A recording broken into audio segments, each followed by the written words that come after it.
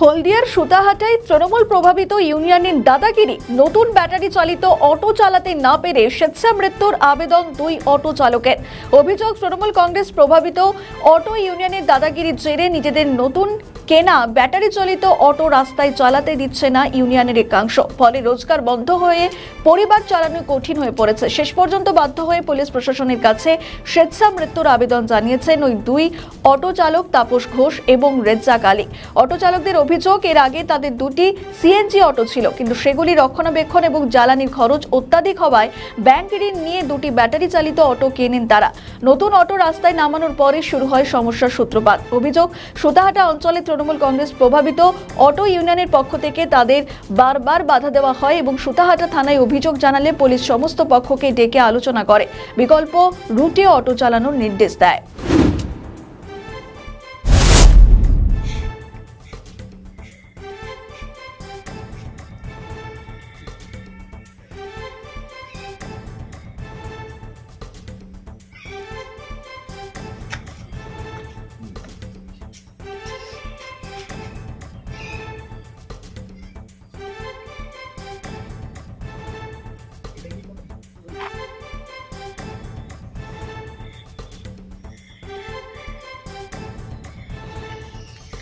ভালো তো হতো।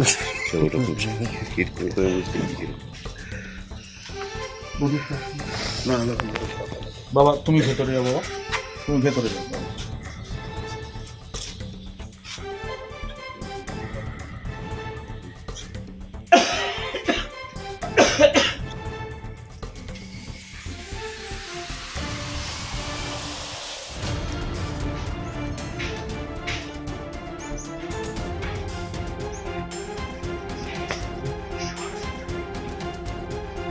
আমাদের ভিডিও ভালো লাগলে লাইক ও শেয়ার করুন। কমেন্ট সেকশনে আপনাদের মতামত জানান।